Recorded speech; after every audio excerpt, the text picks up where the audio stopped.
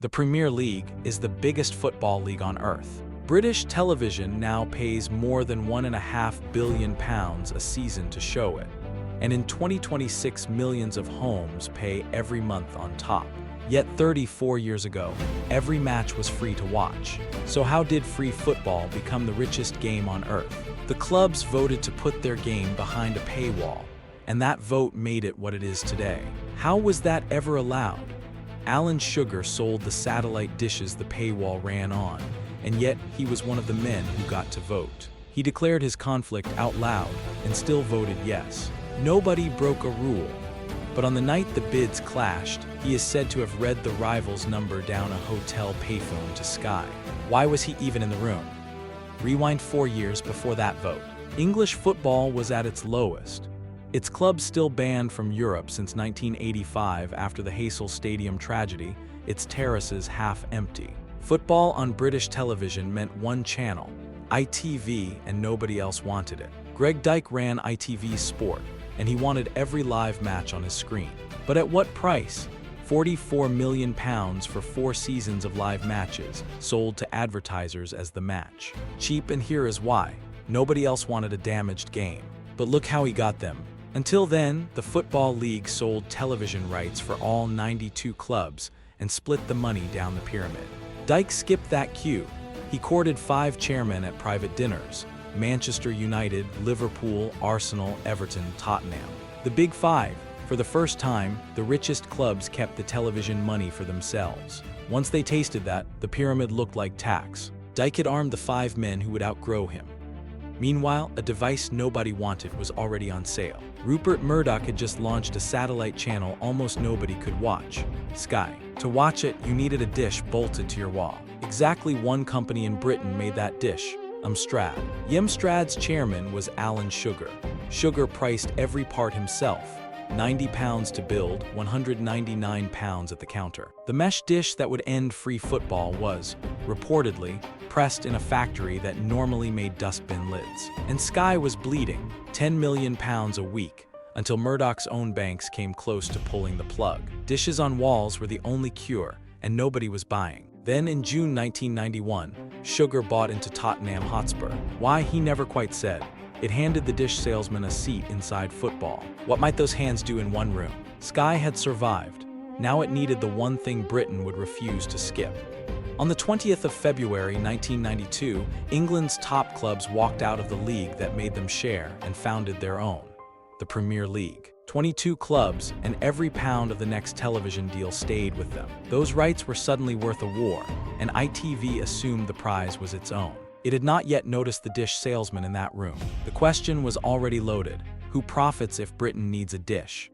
By the 14th of May, the sealed bids were in. Sky bid roughly £222 million. ITV came in well under it. Then ITV moved. 4 days later, on the morning of the vote, ITV's football boss hand delivered a new offer to the Royal Lancaster Hotel: £262 million. Now ITV was ahead, and every chairman in that hotel knew ITV's number, including the one whose company made Sky's dishes. Then came the foyer. Witnesses swore they heard a chairman say it into that hotel payphone, blow them out of the water. Sugar denied it, and years later said the words were Sky's, not his. What is not disputed? A call reached Sam Chisholm, Sky's boss. Sky answered with its final offer: every live match, a headline worth up to £304 million over 5 years. Free television was left with scraps. The BBC got the highlights. Match of the day would return, but not one live game. The vote needed 22 men in one room. Sugar stood and declared it himself. Amstrad, his own company, made Sky's dishes. Would that bar him from voting? Everyone assumed it would. It did not, and here is why not. The league's rule required the conflict spoken aloud. It never required the man removed. The hands that had once priced a satellite dish down to the penny steadied now on the table. A short exhale, then the tally. Of the Big Five that built this league, Sugar's was the only vote for Sky, but the other 4 went ITV. 14 votes to 6, 2 abstentions. Sky had it, yet count the ballots again, and his single vote changed nothing. That is not the point. The man who profited from the outcome was allowed to help choose it. ITV took it to the High Court and the Office of Fair Trading but lost. The question would not go away, had the dish salesman's phone call decided it. The bill came due at a stadium in Nottingham. 16th of August, 1992. Teddy Sheringham scored Sky's first live Premier League goal. Within weeks, Sky Sports went encrypted. Watching Your Club Live Now took a dish and a monthly bill, not an aerial.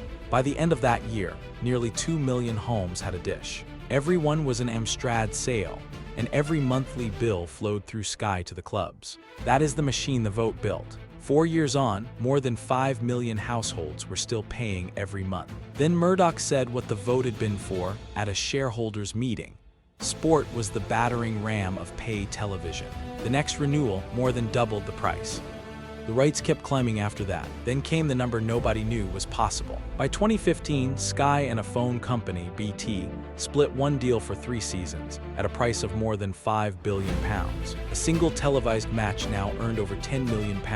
Back in that first season, a match had been worth less than £1 million, and the network that once owned the game, ITV, has shown 0 live Premier League matches since. Not one in 34 years, as of 2026. Free television stayed locked out until the pandemic, when the BBC aired 4 matches. Sugar himself later said the rights money damages the England team, decades after his vote made it possible.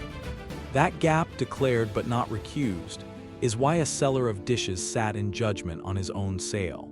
The hands said to have worked that payphone are the same hands behind the mesh dish, still bolted to terraced house walls. Today, the biggest league on earth still kicks off behind that same wall, and the man who sold the dishes sits in the House of Lords. English football never came back to free television. The man who sold the dishes voted yes, and Britain has paid the bill ever since. Send this to whoever still says one vote never changes anything. New business history every Sunday. Subscribe so you do not miss it.